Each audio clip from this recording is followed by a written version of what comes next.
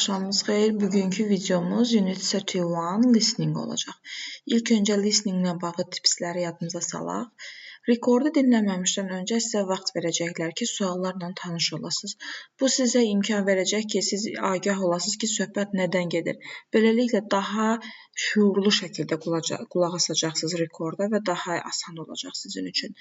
Rekorda dinləyərkən mütləq not götürün.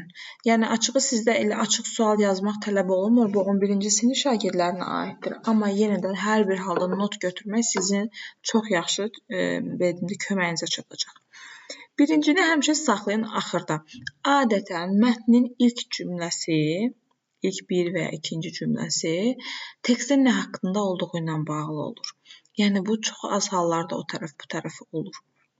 Burada da deyir ki, cümlənin ilkində nə deyir? History of silk Çində başlayır deyirdi, səhv eləmirəmsə. İlk cümlədə bunu vurğulayır. Burada Barama qurdunun tapılmasından söhbət getmir.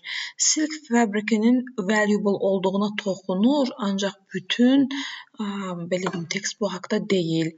Sonra silk istehsalının da gizli saxlandığına toxunur, amma yenə də bütün tekst bu haqqda deyil. Bu silkwormların kokunları haqqında da toxunur, amma bütün tekst bu haqqda deyil. Tekst əslində nə haqqdadır? Silkin, yəni ipəyin tarixi haqqında. İkinciyə keçdik. Burada spesifik, yəni dəqiq informasiya verir bizə. Burada 4000 years ago deyir. The Chinese people realized that silk thread could be used to make clothing. Bu cümləni eyni ilə işlədir. Silk production began in ancient China. Silk ipək istehsalı qədim Çində başlayıb. Bəli. Barama qurdular əslində caterpillardır. Bəli. Silk fabric was initially kept as a secret in China. Yes, bu secret kimi saxlanırdı. İstəmirdilər ki, digərləri əldə keçirtsin, çünki bu çox valuable idi.